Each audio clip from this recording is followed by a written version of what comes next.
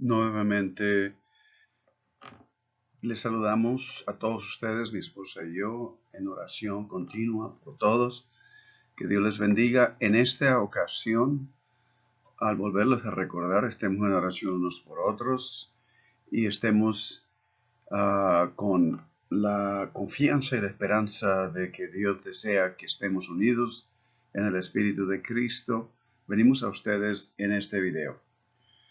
En esta manera queremos decirles a ustedes que puse ese título para esta segunda parte de lo que hemos estado viendo de la epístola de los Romanos, bastante extensa con muchos temas, pero en esta ocasión queremos ver la vida del Espíritu que Dios nos ha entregado a través de Cristo con el tema de la adopción en Cristo. Vamos a considerar algunas cosas. Yo les pido a ustedes que tengan su Biblia y entremos pues en la Escritura en esta ocasión. Tenemos pues que nuevamente en la comunión de la Iglesia Cristiana de Capitol Hill en Oklahoma, venimos a ustedes pues y les invitamos a traer su Biblia y abrirla en el capítulo 8 de Romanos, versículo 15. Y dice así: pues no habéis recibido el espíritu de esclavitud para estar otra vez en temor, sino que habéis recibido el espíritu de adopción, por el cual clamamos, Abba, Padre. En referencia a nuestras reflexiones que hemos hecho anteriormente, nosotros queremos citar algunas de las declaraciones que Jesús hace en el Evangelio de Juan. Y al este tema, yo quisiera que ustedes me siguieran tan cercanamente posible.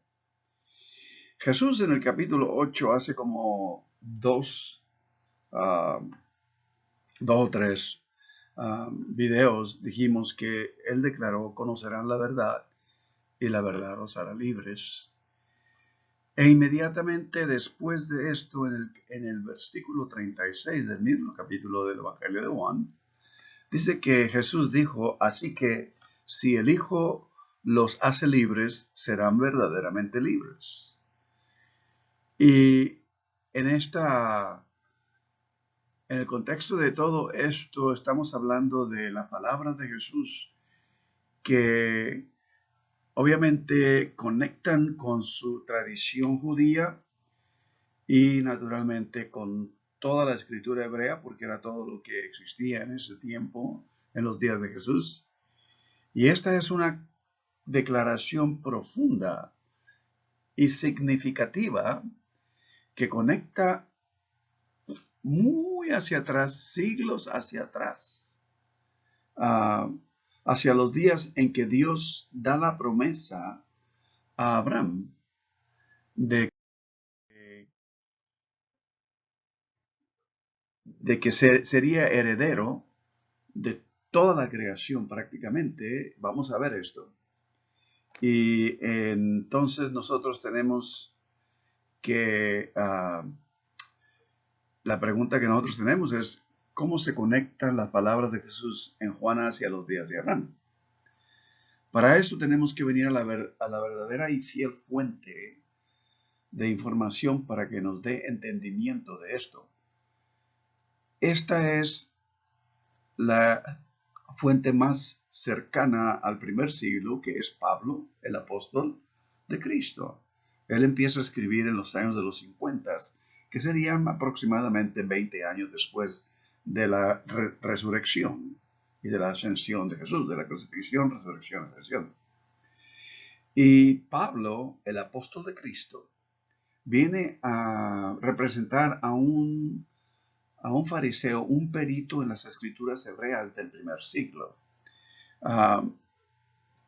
Recordemos que Pablo era un fariseo y por lo tanto lo declara en Filipenses.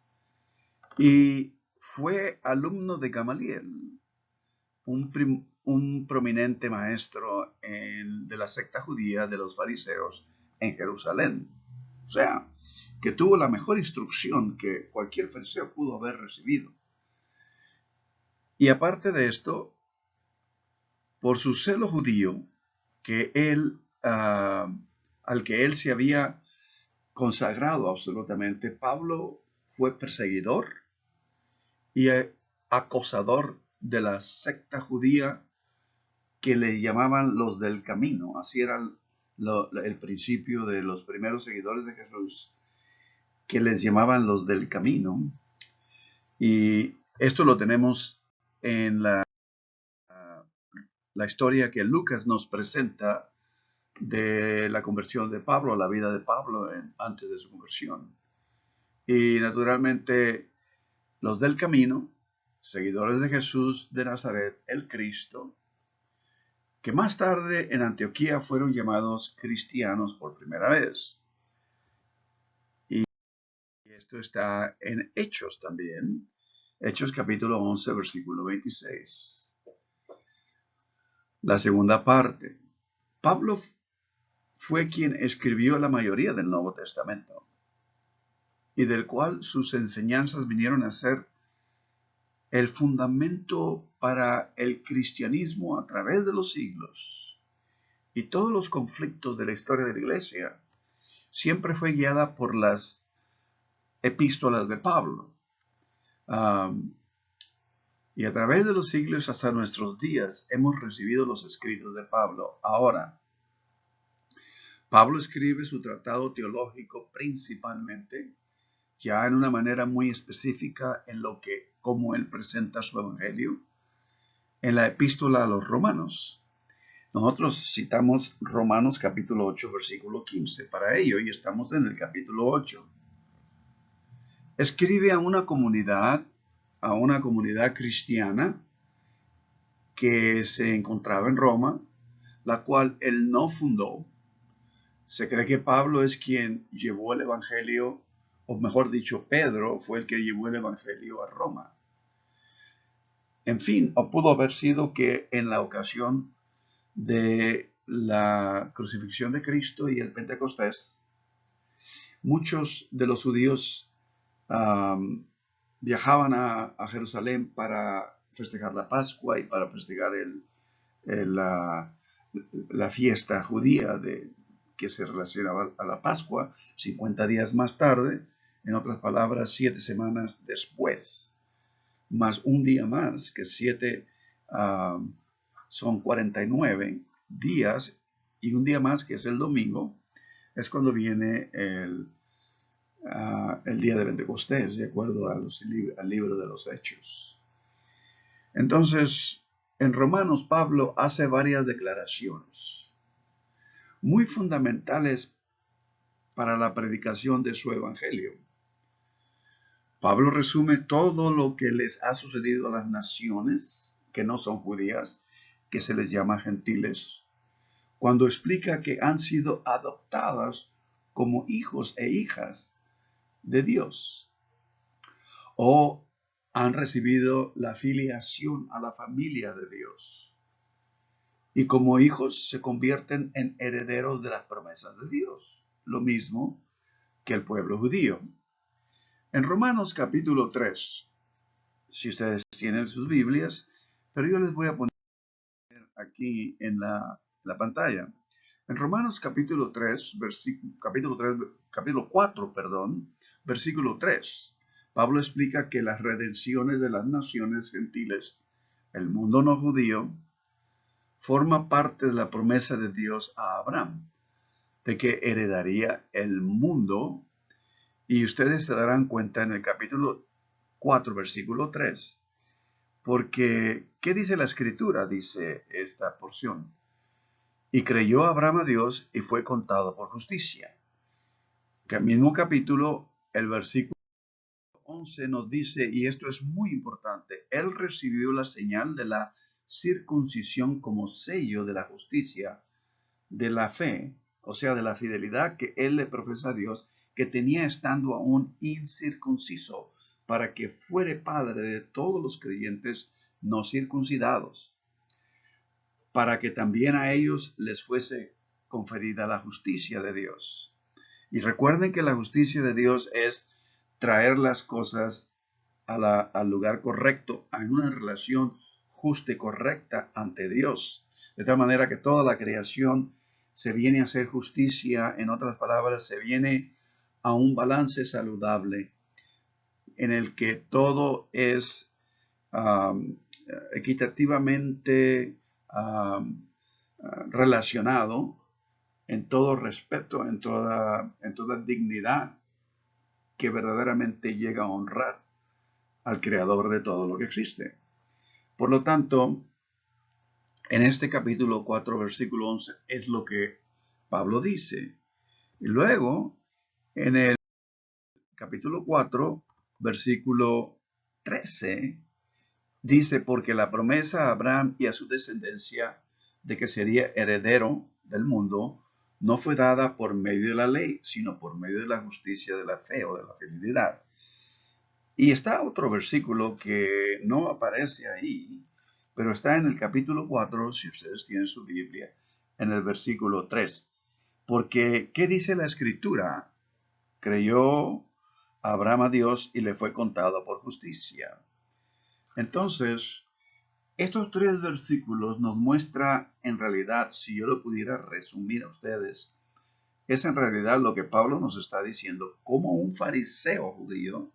Nos está diciendo que Abraham primeramente fue fiel a Dios, estando incircunciso, y que la base de su relación con Dios, el fundamento principal, fue que él fue fiel a Dios.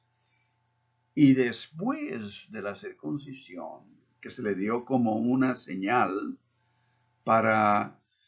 de su relación con Dios, de su pacto con Dios, vino después a dársele a Moisés, y esto es generaciones mucho más tarde, se le vino a dar la ley, o sea, el Pentateuco, los primeros 5 libros de la Escritura, para que le entregara eso a la descendencia de Abraham, que eran la descendencia de las 12 tribus que estaban en Jerusalén, en Egipto, que estaban esclavos en Egipto en aquel tiempo de Moisés.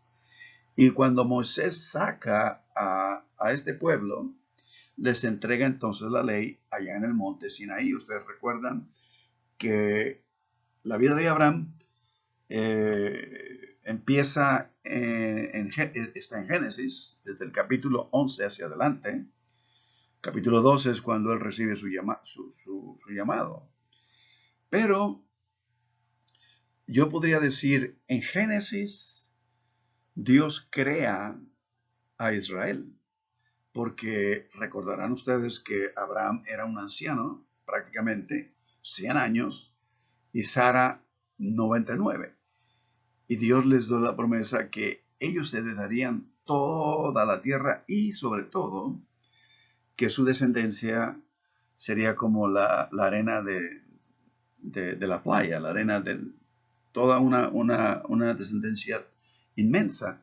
Pero recuerden una cosa también, Abraham solamente vio a un solo hijo, ese fue Isaac, aunque él adoptó y tuvo a otro hijo que era Esaú, y de Agar, ustedes recuerdan esto, pero era Isaac al que él recibió como hijo, heredero de todo, y él murió, pero murió creyendo a Dios, y ahí está la fidelidad de Abraham, que él murió creyendo a Dios de que Dios iba a cumplir esa promesa, y que en él todas las naciones serían bendecidas. Ahora, pónganse a pensar esto. Abraham, en el capítulo 12, si ustedes se dan cuenta, Dios lo llama, lo saca de su familiaridad y lo lleva a la tierra de Canaán. Hay mucho que decir de esto, pero lo que en esencia quisiera yo decirles a ustedes es que él recibió la promesa aún no teniendo la ley. La ley no se dio entonces, se dio hasta Moisés. Pero lo que en el fundamento de esa relación de Abraham con Dios fue la fidelidad de Abraham, que Abraham creyó. No fue dada por medio de la ley, sino por medio de la justicia de la fe. lo que es justo y la fidelidad a Dios. Ahí está la base de la relación de Dios con Abraham y Abraham con Dios.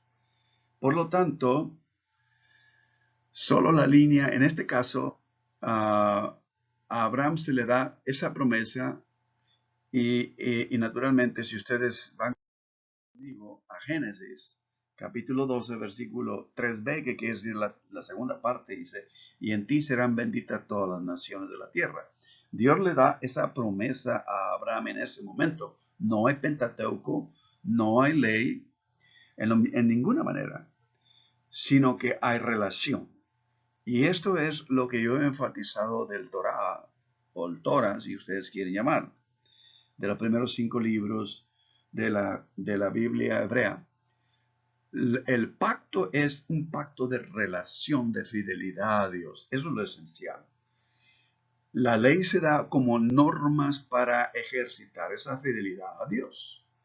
Ahora, de acuerdo a la tradición de Abraham, y sobre todo lo que Pablo entendía desde el principio, solo la línea de Abraham ha mantenido el parentesco con Dios que Dios quería para todas las naciones.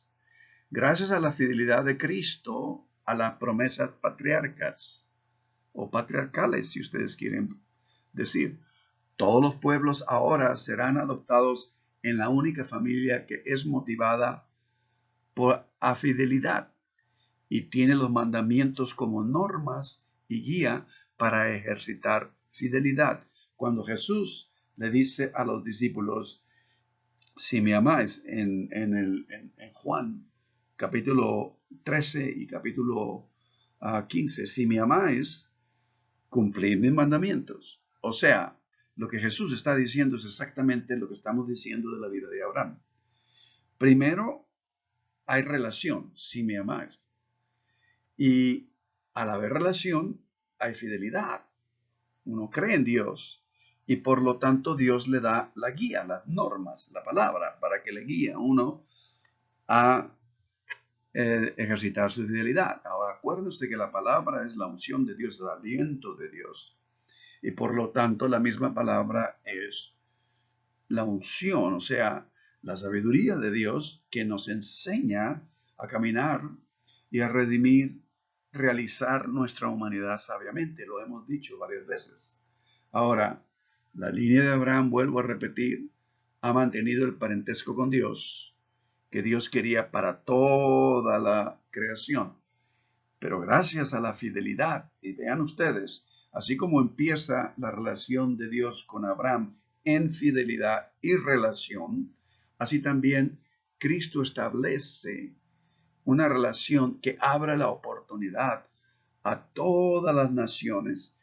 Y esto es la fidelidad de Cristo a las promesas patriarcales.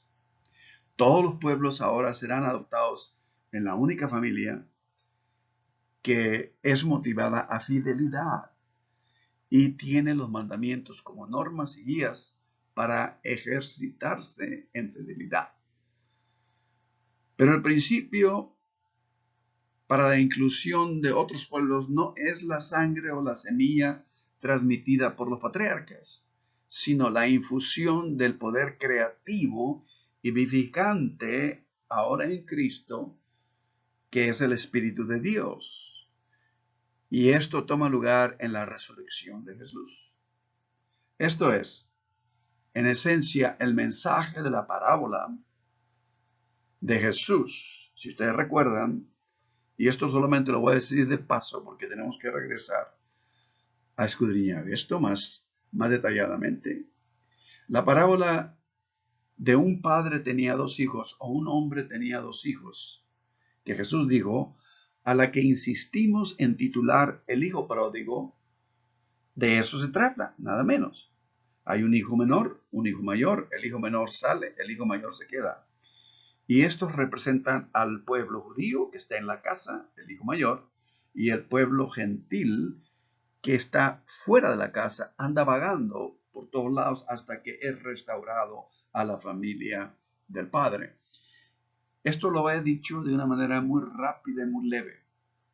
Naturalmente, Esto viene a ser, está en Lucas capítulo 15, es la única parábola que está en Lucas, pero hay otras también, pero en Lucas 15, versículo del 11 al 32, está la parábola de lo que nosotros llamamos el hijo pródigo, que está por completamente fuera de contexto bíblico, porque la parábola no se trata del hijo, se trata del padre, se trata de Dios. Entonces dijimos la vez anterior que existe una conexión directa entre el espíritu y la resurrección de Jesús. El poder desatado por Dios, derramado por Dios en la resurrección de Cristo, se ha venido a empapar toda la creación en esta era en la que nosotros vivimos desde el año 2000. Para Dios, este es un corto tiempo prácticamente, pero estamos viviendo nosotros en este tiempo.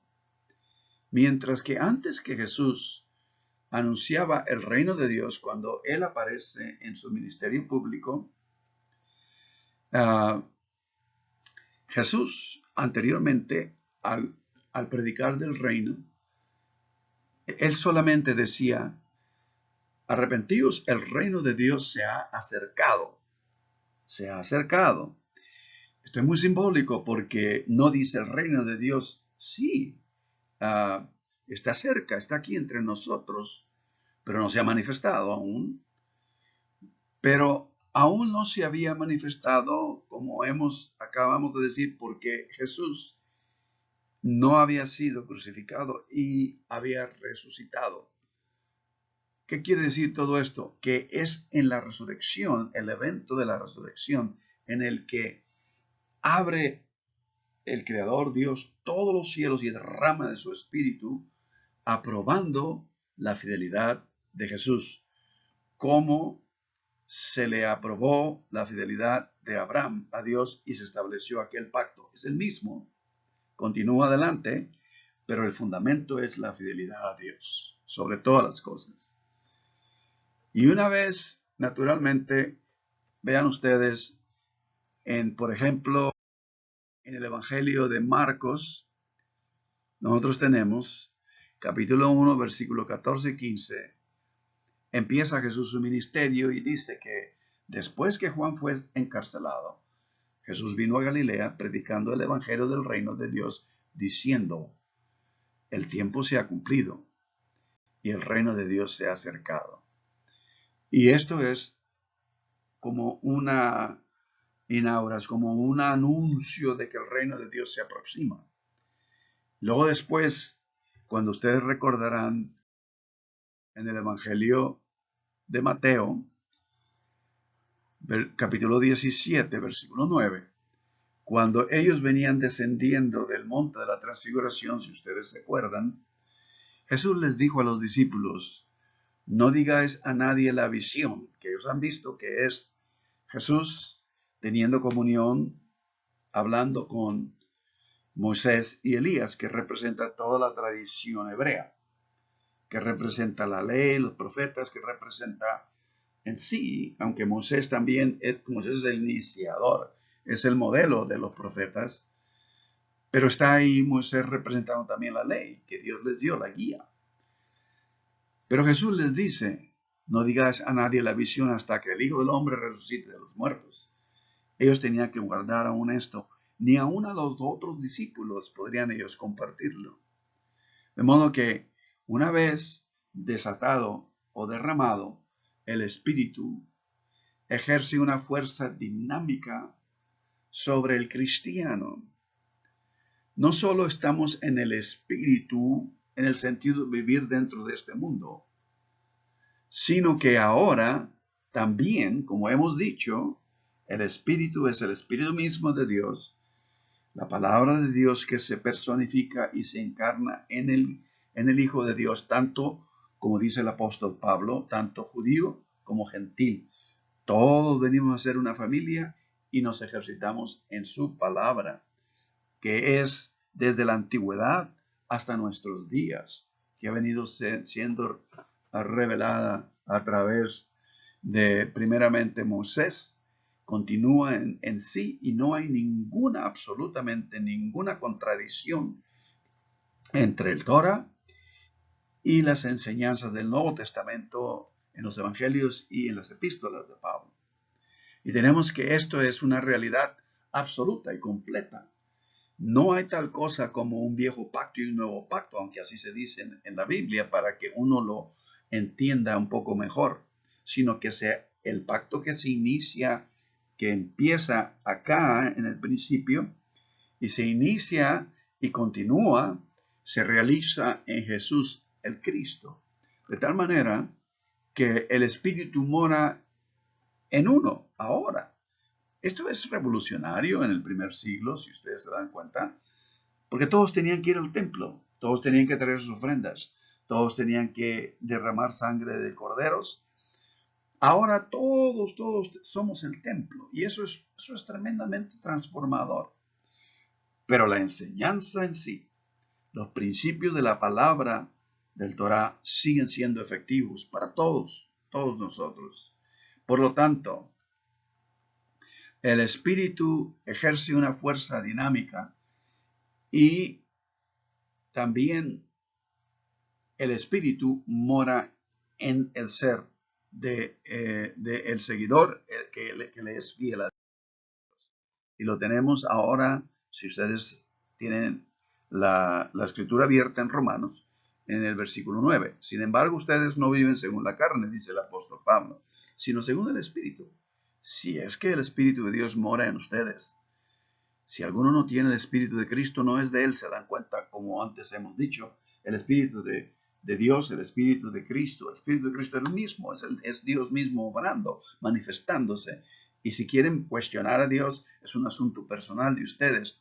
Pero nosotros recibimos esta revelación, la aceptamos y nos movemos en ello para descubrir si verdaderamente es efectiva en nuestra vida o no. Si lo es la verdad entonces.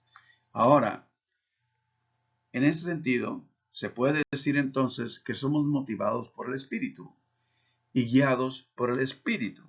Y naturalmente, ahí mismo en el capítulo 8, versículo 14, lo tenemos, porque todos los que son guiados por el Espíritu de Dios, estos son hijos e hijas de Dios.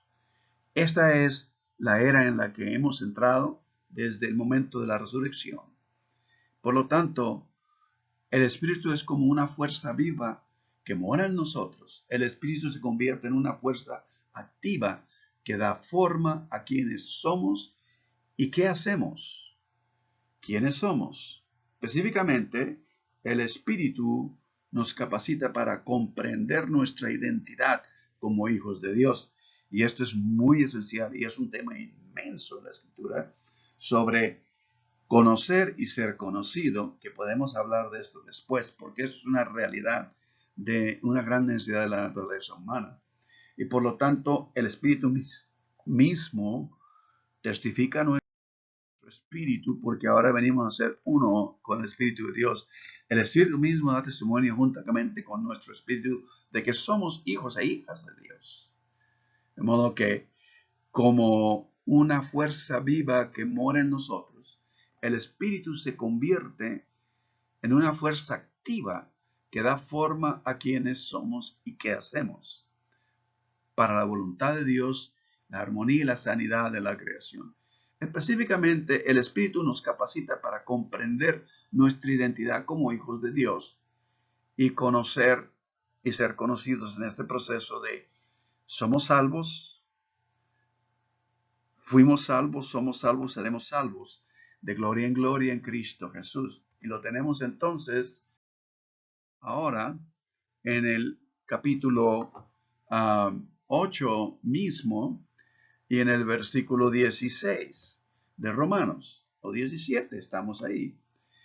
Y si somos hijos, también somos herederos, herederos de Dios y coherederos con Cristo, si es que padecemos juntamente con Él, para que juntamente con Él seamos glorificados. Ahora, esto es una parte de nuestra reflexión que tenemos que entrar ahí. Pero ahora es el Espíritu el que nos guía. El contraste entre nosotros y Cristo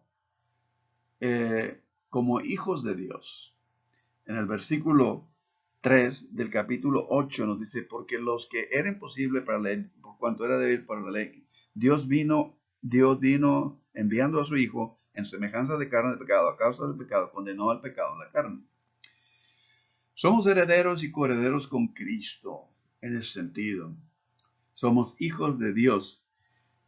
Y naturalmente, quien clamó Abba Padre en el huerto del Getsemaní, Marcos capítulo 14, versículo 36, lo que nos dice el versículo que leímos al principio del capítulo 8 de Romanos, versículo 15, pues no habéis recibido el espíritu de esclavitud para estar otra vez en temor, sino que habéis recibido el espíritu de adopción, por el cual clamamos Abba Padre. El cristiano debe vivir en una paz profunda, en una tranquilidad y una seguridad de quiénes somos en Cristo.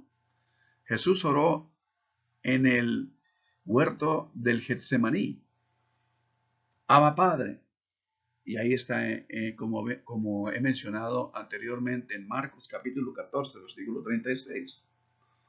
De la misma manera, es un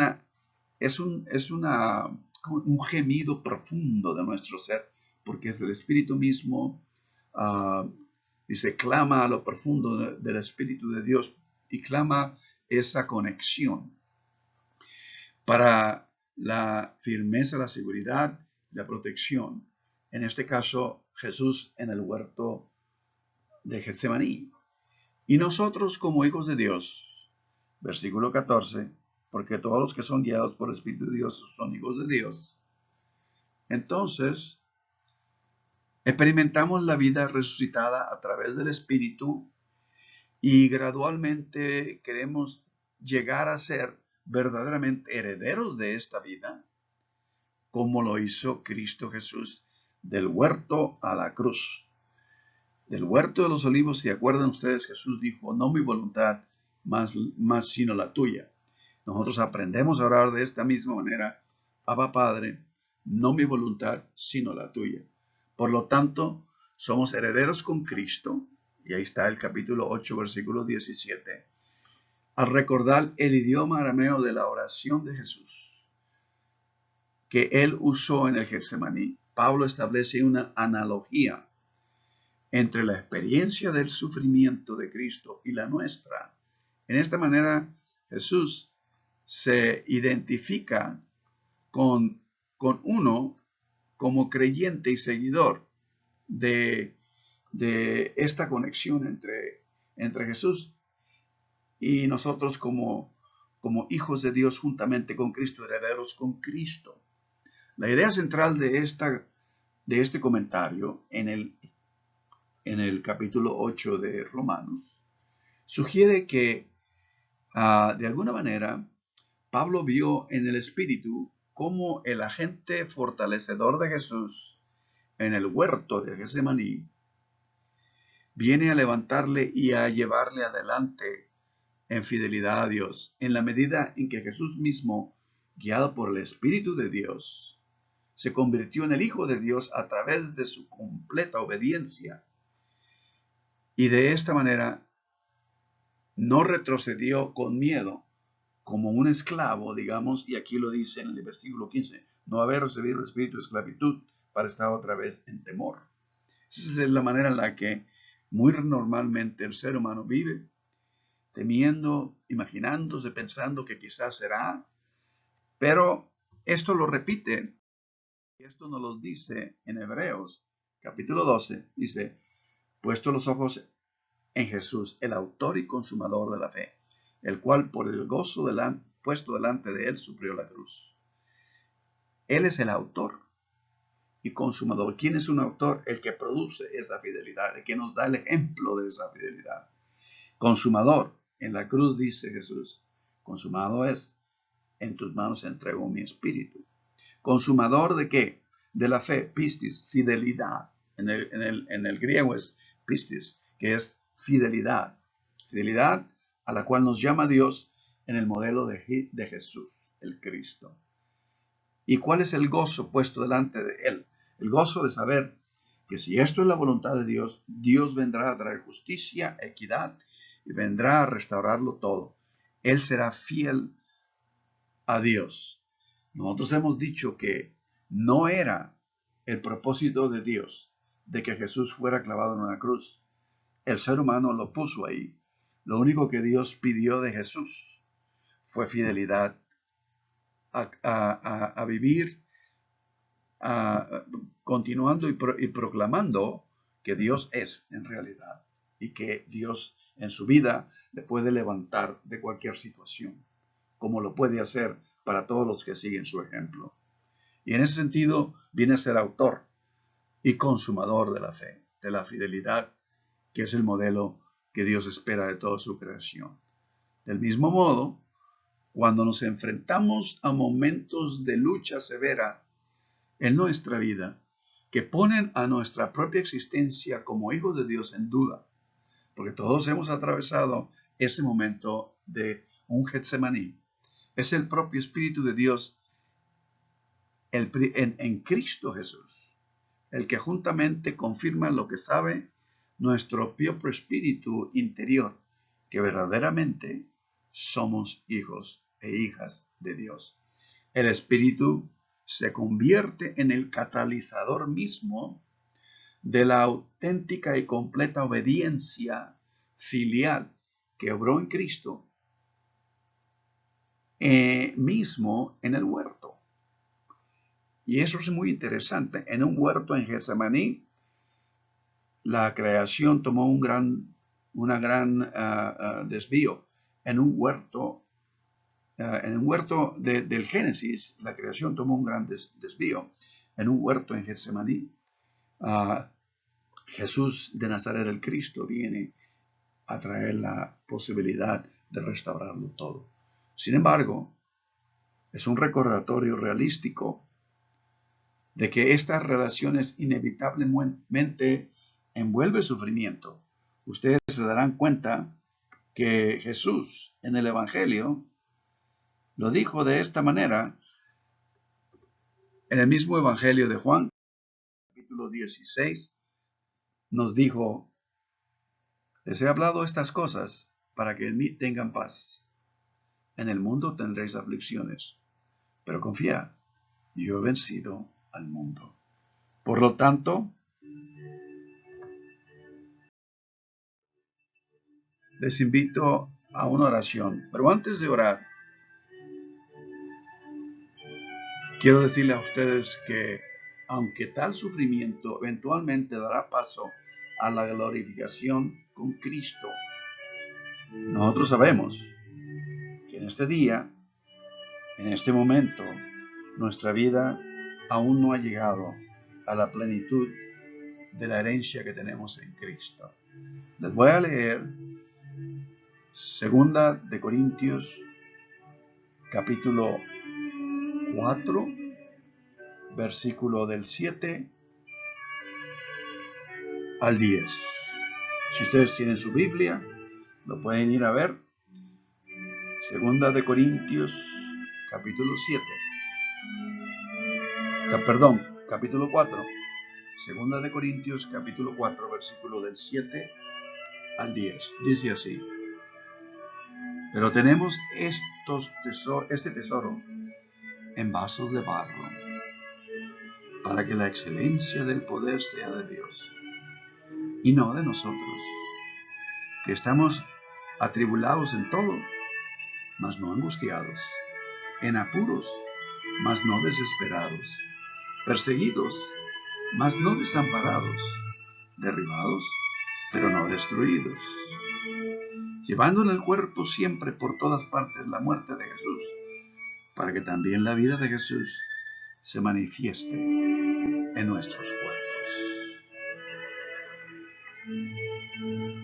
Fue la promesa que se hizo a Abraham en fidelidad, en donde no había posibilidades. Abraham y Sara, de una edad avanzada, y Dios de la nada crea una posibilidad y da la promesa, como también lo fue en la vida de Jesús el Cristo, cuando ya crucificado, humillado, rechazado, absolutamente, totalmente había entregado toda su vida, lo que nosotros celebramos en la comunión, lo que es el significado de sangrar, sangrar, sangrar, sangrar, hasta donde ya no hay más que dar. Y lo último que salió de su ser del costado cuando el soldado metió aquella lanza fue la última gota de sangre mezclado con agua. Jesús lo dio todo. Y en esa imposibilidad de muerte, Jesús es levantado de la tumba y Dios es glorificado en esa resurrección. En otras palabras, así como Dios creó de la nada en Abraham, de la nada prácticamente en la vida de Jesús, Dios vuelve a restaurar y levantar todo, porque Dios tiene la última palabra y Dios va a restaurar todo en su creación. Y esta es la promesa que Dios dio a Abraham desde aquel entonces, cumplida ahora en Cristo, en donde todos venimos a ser una familia, porque todos somos partes de la creación. Ya no hay, dice el apóstol Pablo, ni judío ni griego, ni esclavo ni libre.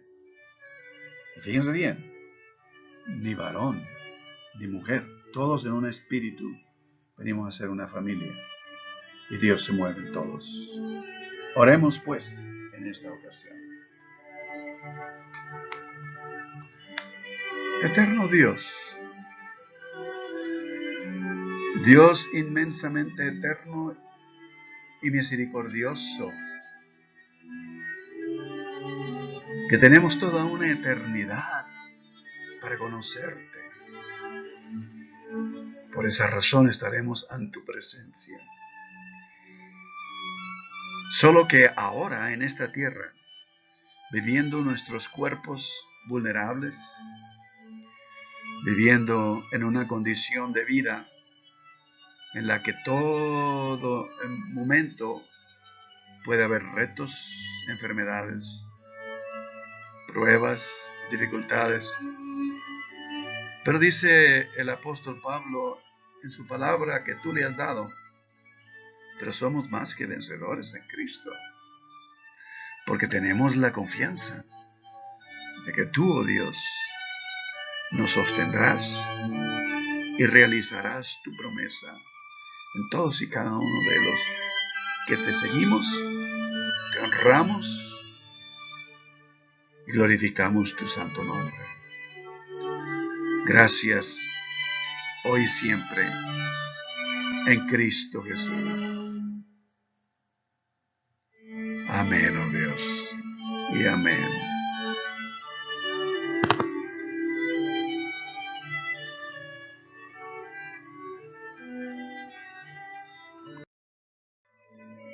Que Dios los bendiga y que estén bien de salud, física, mental, emocional, espiritual. Que Dios les guarde, les proteja. Es la petición de mi esposa y de la mía. Y que pronto estemos juntos en Cristo Jesús, continuando creciendo. Que Dios les bendiga.